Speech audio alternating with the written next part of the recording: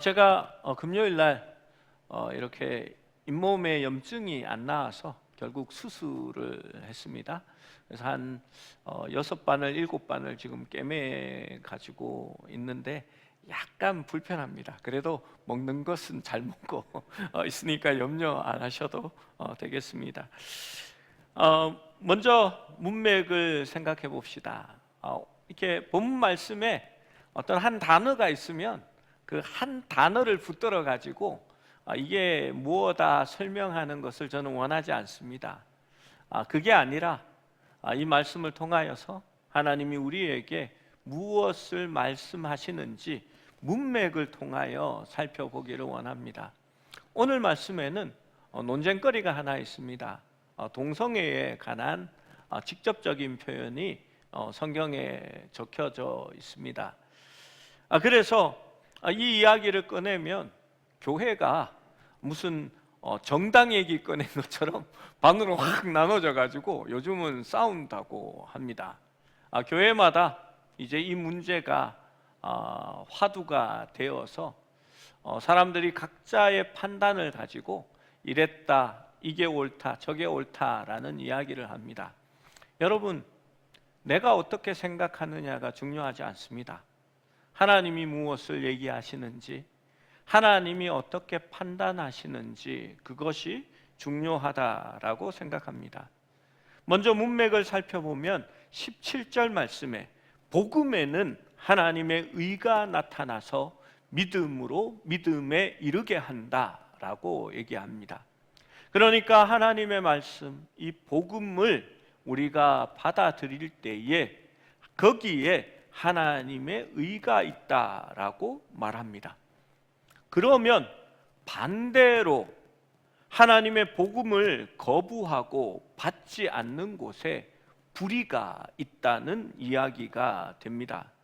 말씀을 보면 불의와 불의로 진리를 막는 사람들의 경건하지 않음에 대하여 하나님의 진노가 나타났다, 그렇게 기록하고 있습니다. 즉 하나님을 받아들이지 않고 그분을 모셔드리지 않는 자들에게 하나님의 진노가 있다라고 말합니다. 그러면 하나님의 진노는 어떻게 나타났다고 기록하고 있습니까? 지난주 말씀에 하나님의 심판이 무엇이라고 말씀드렸습니까? 그냥 내버려 두는 겁니다. 오늘 설교 제목이 그래서 내버려 두면이라고 적었습니다.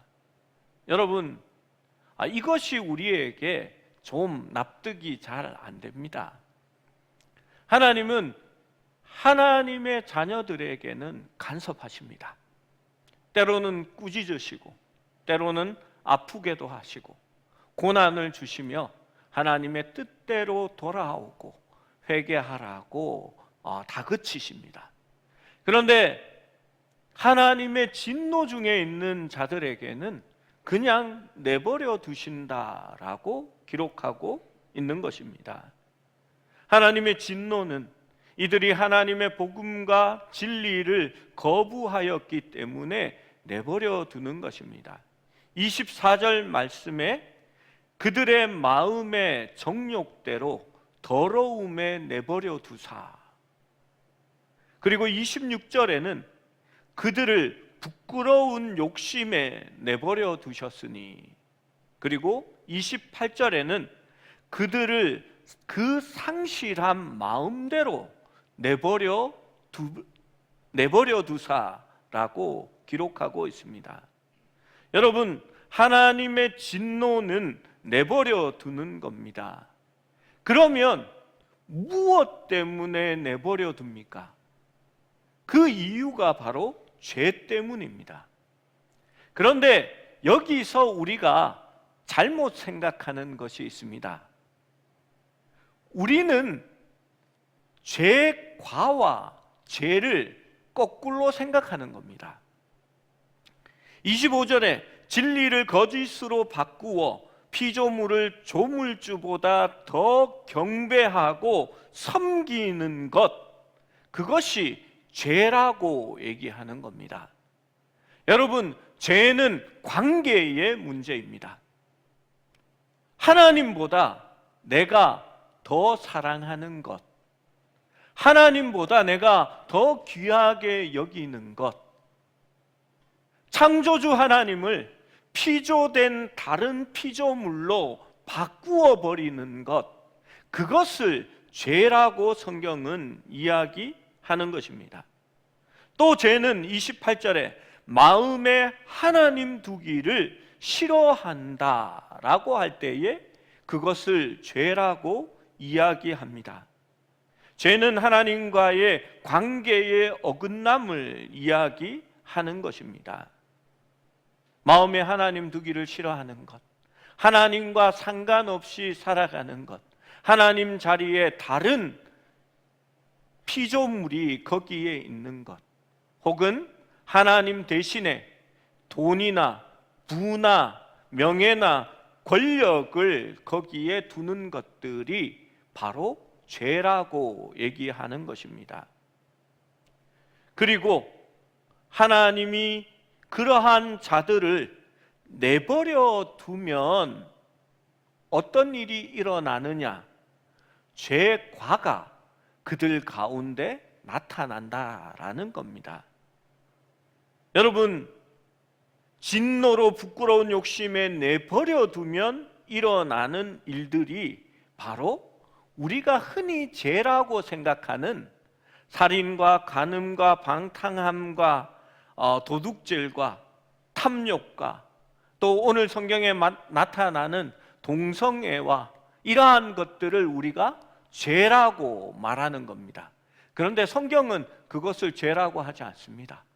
죄과라고, 죄의 결과라고 이야기하고 있는 것입니다.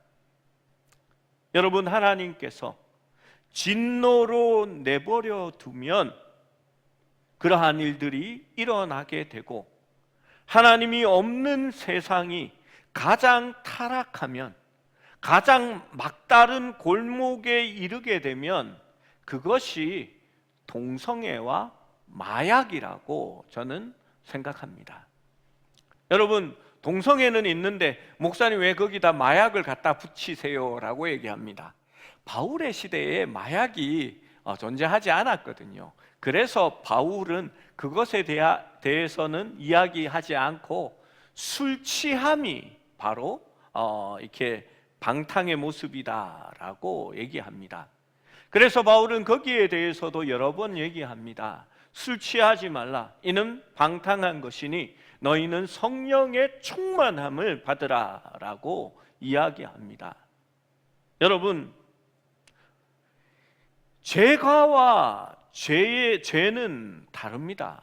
그래서 사람들이 흔히 죄에 대해서 오해하기 때문에 그렇게 얘기합니다.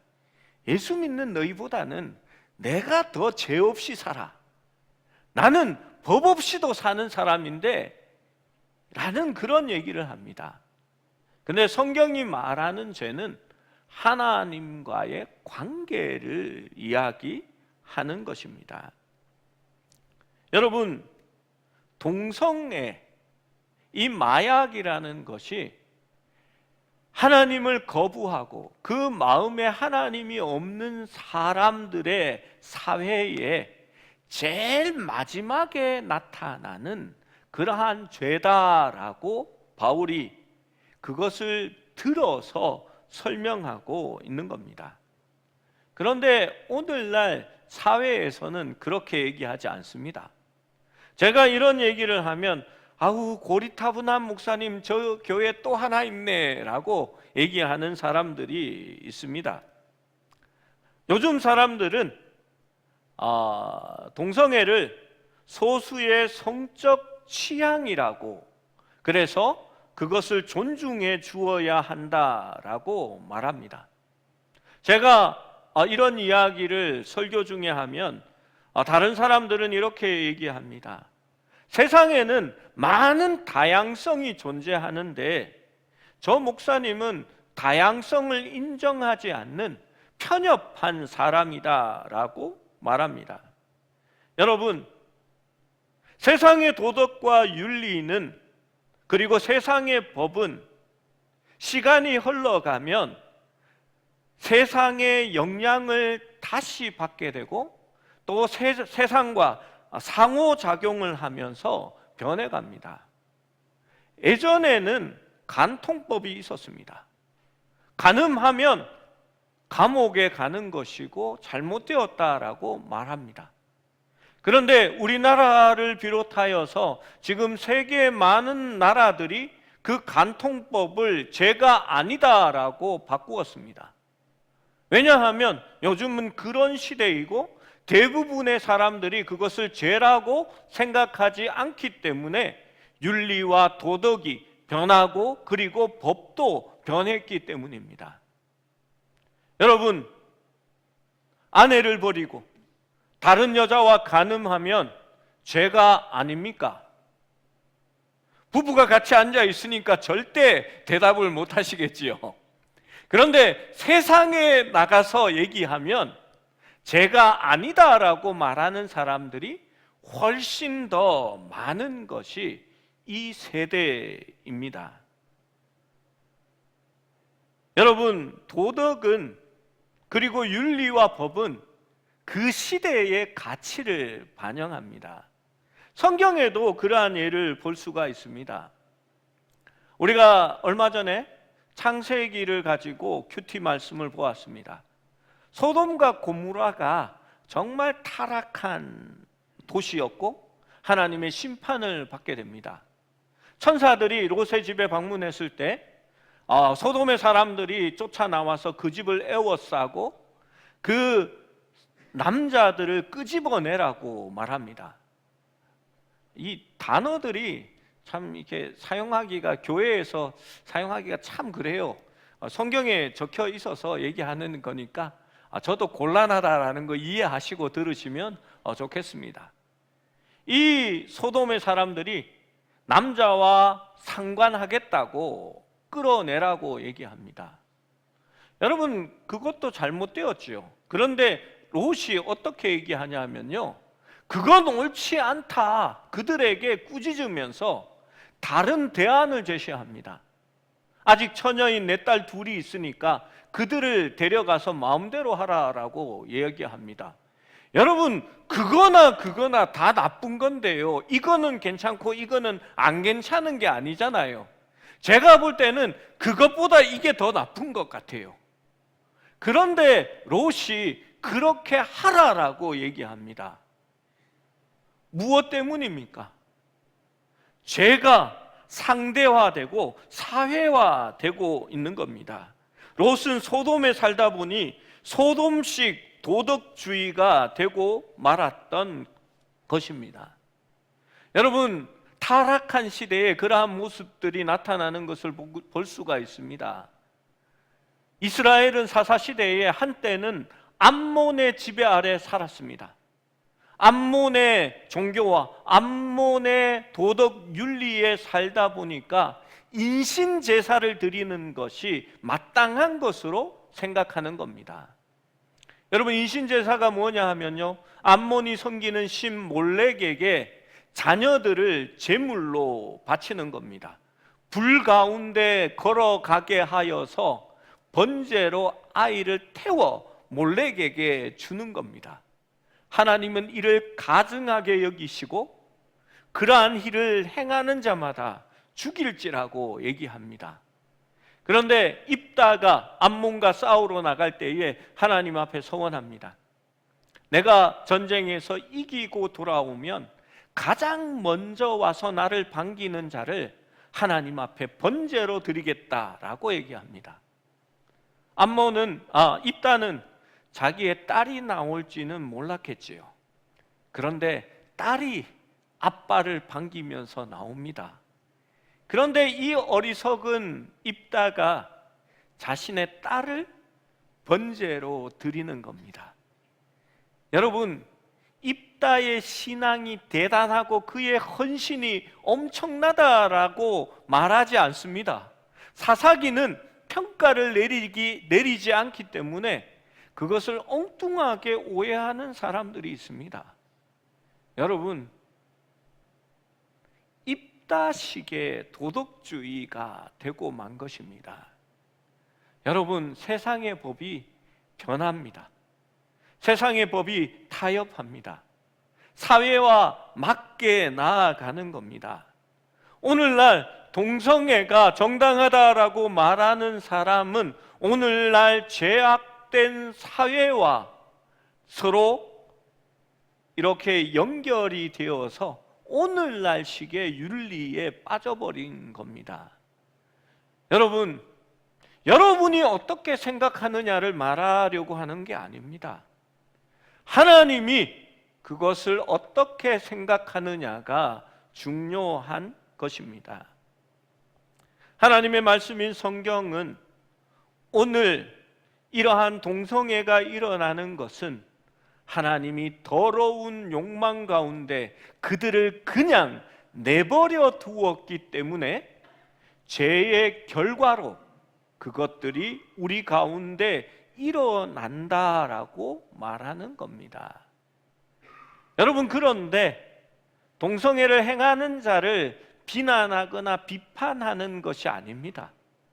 하나님을 그 마음속에 받아들이지 않으면 그러한 사회가 그렇게 변하였다라고 이야기하는 것입니다. 오늘 본문은 진노의 결과로 그 동성애를 부끄러운 일, 영리로 사람을 쓰는 일, 그러니까 하나님이 주신 진리로 살아가는 삶이 아니라 그들의 마음대로 바꾸는 삶, 그리고 부끄러운 욕정의 행위라고 묘사하고 있는 것입니다. 사실 이 단어가 잘못된 겁니다. 동성연애라고 하니까 그 연애라는 말이 참 이렇게 이쁘고 좋은 단어잖아요.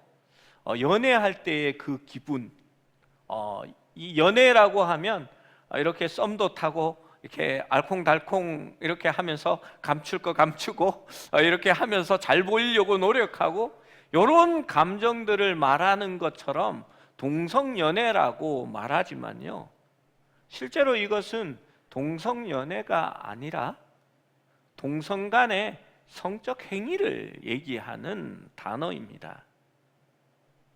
여러분, 바울이 이러한 얘기를 하기 쉬웠을까요? 저는 담대하게 얘기할 수 있습니다. 왜냐하면 우리 교회가 큰 교회가 아니기 때문에 제가 이런 얘기를 해도 사람들이 별 관심이 없습니다. 그런데 요즘 대교회의 큰 교회 목사님들이 이런 얘기를 하면 설교 댓글에 벌떼같이 사람들이 이렇게 비난하고 토론들이 이루어집니다. 바울이 이 말씀을 전했던 그 그리스 로마 시대 때는 동성애는 더 흔한 일이었습니다. 우리보다도 훨씬 더 죄악에 관영하고 있는 그러한 시대였습니다.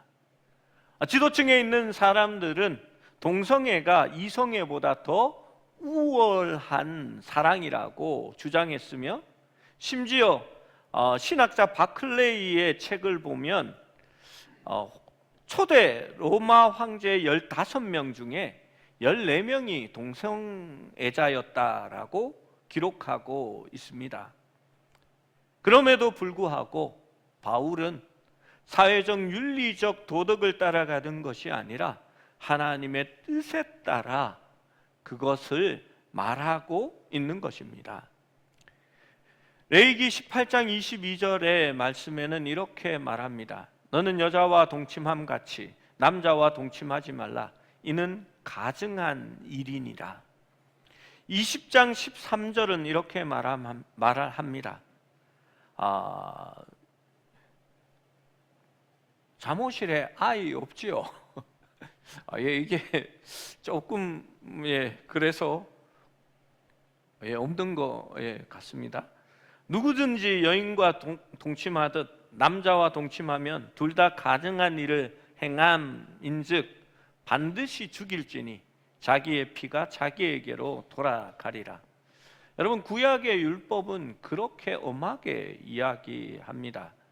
고린도전서 6장 9절에서 10절의 말씀을 보면요, 9절의 마지막 부분에 보면 간음하는 자나 탐색하는 자나 남색하는 자나 라고 얘기합니다. 여기서 남색이 바로 동성애를 이야기하는 겁니다. 그리고 10절 마지막에는 이러한 자들이 하나님의 나라를 유업으로 받지 못할 것이다 라고 적고 있습니다. 여러분, 오늘날 미국 교회들이 동성애를 허락한 교회들이 있습니다. 그리고 동성애자들의 결혼식을 집례하는 교회들도 있습니다. 여러분, 저는 그것이 하나님의 뜻이 아니라고 말씀을 드립니다. 그것은 죄가 우리 가운데 관영된 결과입니다. 사람들은 마음과 생각에 하나님 두기를 싫어하고 하나님께서 주님을 상실한 마음을 그대로 내버려 두면 합당하지 못한 이러한 일들이 일어나게 된다라고 말한 것입니다. 여러분, 그런데 동성애를 대표적인 것으로 들었다 뿐이지 동성애는 나머지 다른 죄와 똑같습니다. 왜 동성애를 우리가 이렇게 심하게 떠드는 줄 아십니까? 적어도 나는 그 죄는 안 지을 것 같아서, 그래서 그런 겁니다. 여러분, 하나님을 떠나면 다 죄를 짓게 되어집니다. 그런데 단지 이렇게 우리가 여기에 대하여 사회적으로 민감하게 얘기하는 것은 적어도 나는 그 죄는 안 지을 것 같다라고 생각하기 때문입니다. 여러분, 마음에 하나님 두기를 싫어하고 하나님께서 그 마음을 더러운데 그냥 내버려 두면 합당하지 못한 일들을 하게 되고, 더러운데 내버려 둔 사람은 더러워지게 되어 있습니다. 여러분, 세상에서 가장 깨끗한 동물이 돼지랍니다. 왠지 아십니까? 돼지는요, 피와 지방이 두꺼워서 땀을 흘리지 않는다고 얘기합니다. 깨끗이 씻겨 놓으면 정말 깨끗하게 오래 갑니다. 그런데 돼지에 문제가 있습니다. 땀이 안 나면 체온을 시킬 수가 없는 거지요. 그러니까 체온을 못 시키니까 어떻게 해야 됩니까? 땀 대신에 똥물이라든지 구정물이라도 몸에 바르고 묻혀야 살 수 있는 겁니다. 여러분, 더러운데 내버려지면 더러워지게 마련입니다. 그 결과로 일어나는 21가지의 제약된 죄가를 바울은 다시 나열합니다. 여러분, 들어보십시오. 불의와 추악과 탐욕과 악의와 시기와 살인과 분쟁과 사기와 악독이 가득한 것과 수군수군하는 자, 비방하는 자, 하나님이 미워하는 자, 능욕하는 자, 교만한 자, 자랑하는 자, 악을 도모하는 자, 부모를 거역하는 자, 우매한 자, 배약하는 자, 무정한 자, 무자비한 자, 이러한 자들이 하나님께로부터 떠나면 일어나는 그러한 모습이다라고 이야기합니다. 동성애가 나올 때만 해도 약간 자신이 있었는데 뒤를 보면 나도 좀 해당되는 것 같은데 라는 마음이 들 수도 있습니다. 이러한 일을 행하는 것이 사형에 해당한다고 하나님이 정하셨다는 것을 알고도 자신이 죄를 짓고 또 다른 사람들도 죄를 범하도록 격려하고 또 그러한 일이 옳다고 박수를 치는 것이 바로 제약된 사회의 모습이라고 이야기합니다. 이 지점에 이르면 악은 최악의 수준으로 떨어지게 되는 겁니다. 여러분, 적어도 옳지 않은 것은 옳지 않다라고 얘기해야 되겠지요. 그러면 안 된다고 말할 수 있어야 합니다. 그런데 옳다고 얘기하고 오히려 그것을 격려하는 수준에 이르게 되는 겁니다. 여러분, 노예제도를 생각해 보십시오. 많은 나라들이 노예제를 갖고 있었고, 특별히 하나님을 믿는 나라들도 그 노예제를 유지하기 위해서 자기들끼리도 싸웠습니다. 미국의 남북전쟁을 생각해 보십시오.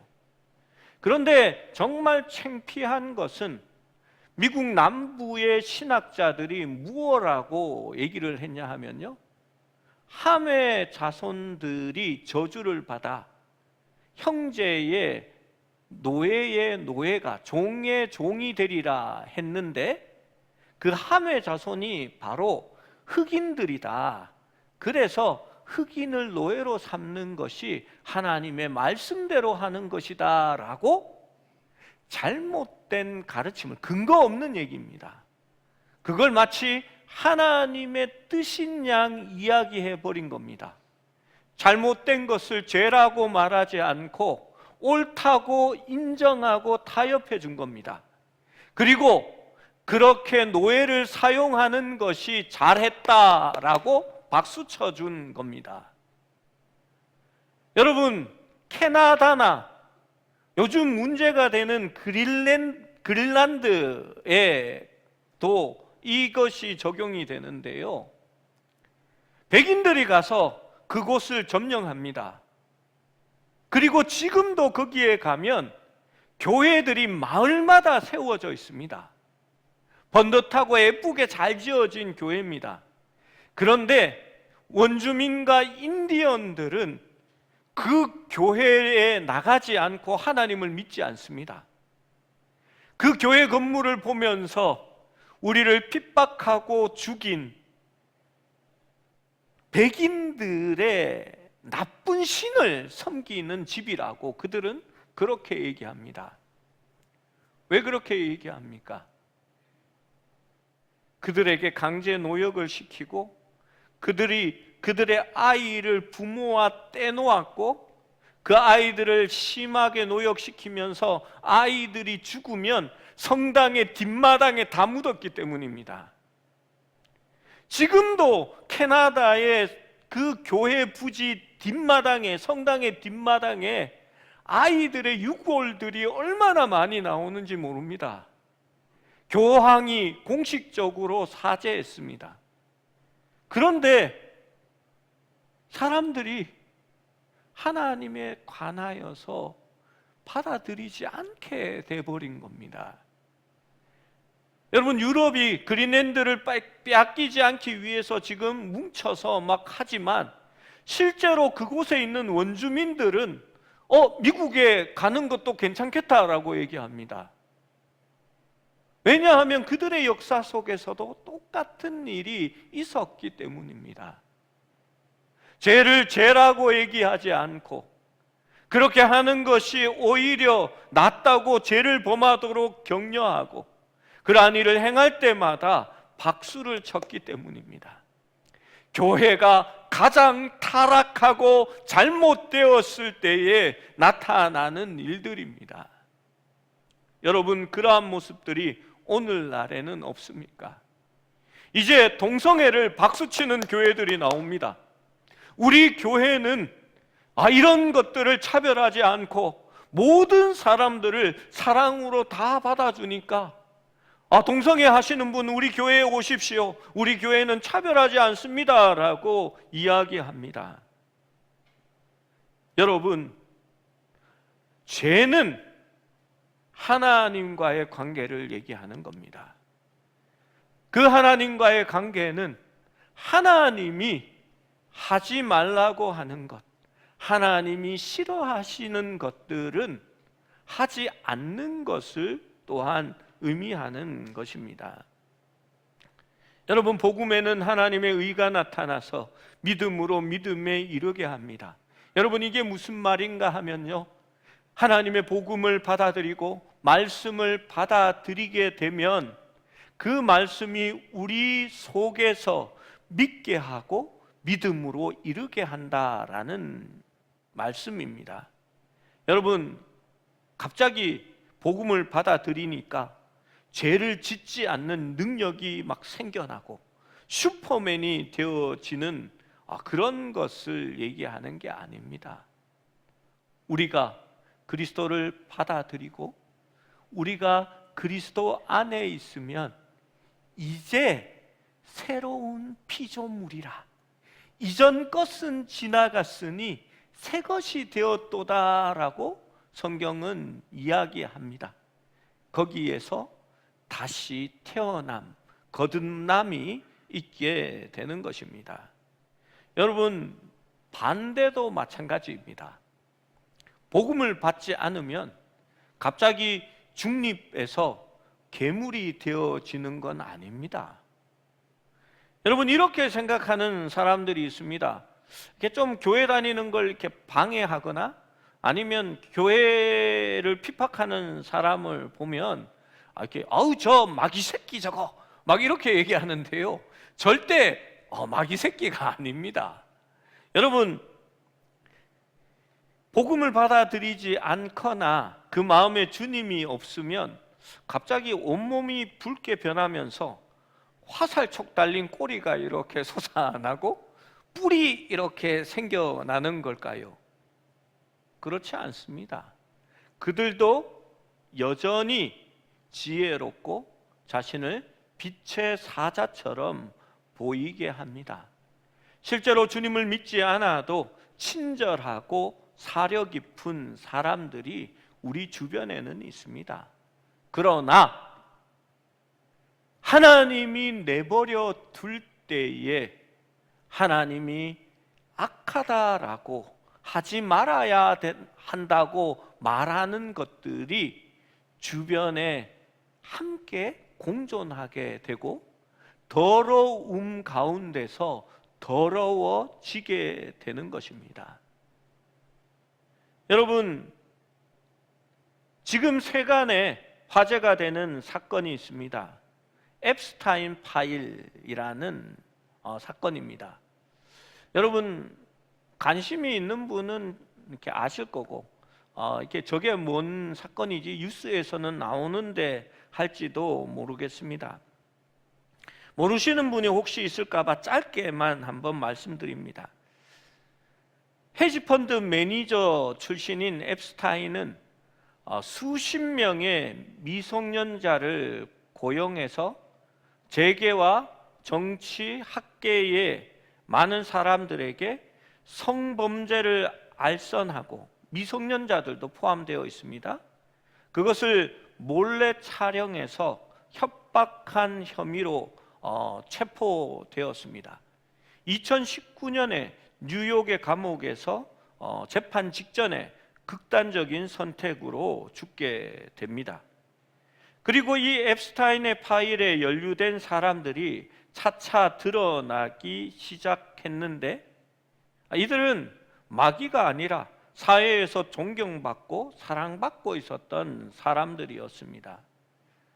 여기에는 정재계 엘리트로부터 학계의 지도자들, 사회의 지도자들, 세계적인 석학, 헐리우드 스타까지 타락한 민낯이 그대로 드러나게 된 것입니다.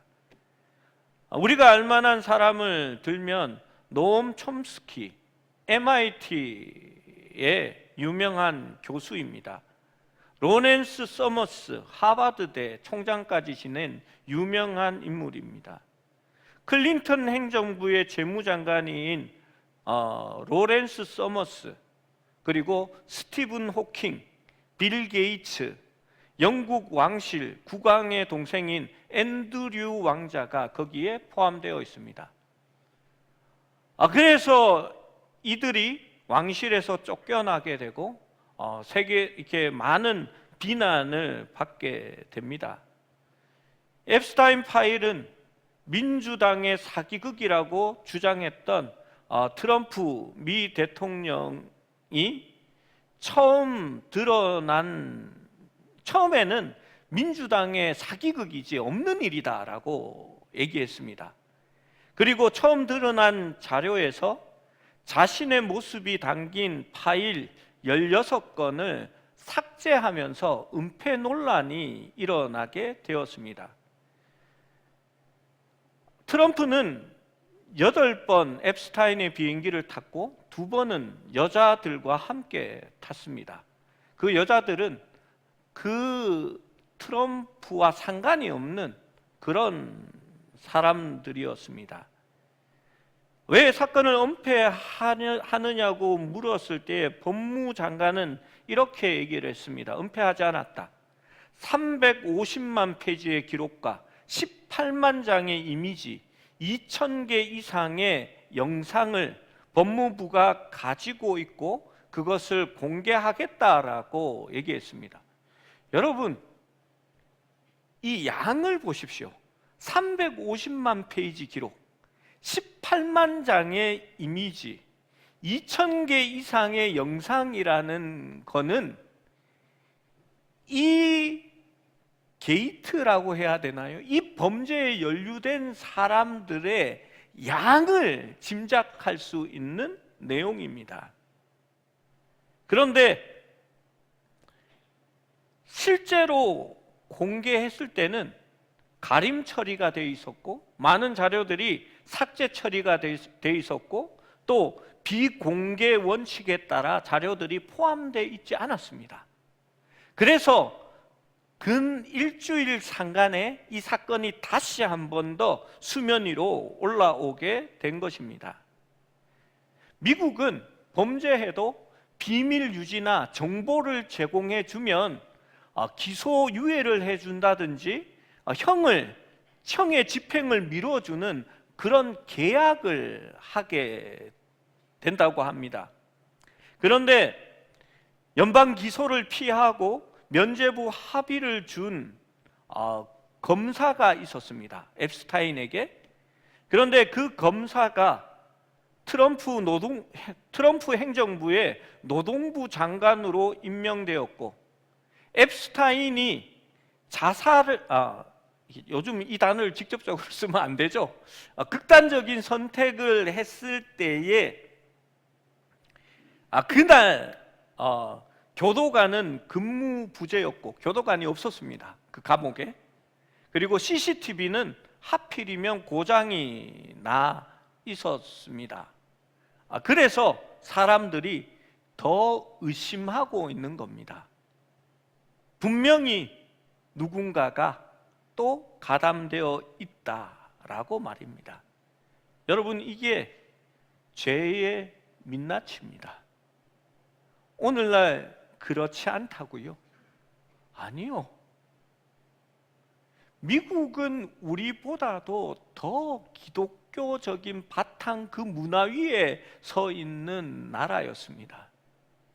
그들은 요직에 뽑힐 때마다 성경에 손을 얹고 선서하는 그러한 나라입니다. 여러분, 그들이 마귀일까요? 아닙니다. 그냥 그저 그런 사람들 일 뿐입니다. 그런데 하나님께서 그들의 마음에 하나님이 없는 것을 보시고 그냥 내버려 두었더니 그들이 그렇게 해버린 겁니다. 여러분, 그것이 죄가 관영한 것이고 오늘날 사회의 모습이라고 말할 수 있는 겁니다. 로마서 1장 28절은 분명히 이렇게 말합니다. 또한 그들이 마음에 하나님 두기를 싫어하며 하나님께서 그들을 그 상실한 마음대로 내버려 두사 합당하지 못한 일을 하게 하셨으니. 요한복음 3장 18절에서 21절 말씀을 함께 읽어봅니다. 시작. 그를 믿는 자는 심판을 받지 아니하는 것이요 믿지 아니하는 자는 하나님의 독생자의 이름을 믿지 아니하므로 벌써 심판을 받은 것이니라. 그 정죄는 이것이니 곧 빛이 세상에 왔으되 사람들이 자기 행위가 악함으로 빛보다 어두움을 더 사랑한 것이니라. 악을 행하는 자마다 빛을 미워하여 빛으로 오지 아니하나니 이는 그 행위가 드러날까 함이요 진리를 따르는 자는 빛으로 오나니 이는 그 행위가 하나님 안에서 행한 것임을 나타내려 함이라 하시니라. 여러분, 그렇습니다. 하나님의 독생자의 이름을 믿지 아니하는 자는 이미 심판을 받았고, 또 정죄는 이것이니 빛이 세상에 왔으되 사람들이 빛보다 어두움을 사랑하여 빛으로 나아오지 않았다라고 얘기합니다. 여러분, 여기에서 우리가 신앙의 모습을, 또 무엇이 죄인지를 살펴볼 수가 있는 겁니다. 여러분, 죄는 하나님과의 관계에 있는 겁니다. 하나님을 거부하고 마음에 모셔드리지 않으면 이미 정죄되었다라고 성경은 이야기하고 있는 것입니다. 여러분, 저는 이 말씀을 보면 이런 생각이 듭니다. 빛이 들어오지 않는 곳은 늘 습하고 축축하고 곰팡이와 부패가 일어나고 있습니다. 여러분, 이것을 바꾸는 방법은 빛이 들어오도록 만드는 것입니다. 여러분, 우리 안에 있는 죄악을 어떻게 몰아내겠습니까? 유일한 방법은 빛 대신 우리 예수님을 마음에 모시어 드리는 겁니다.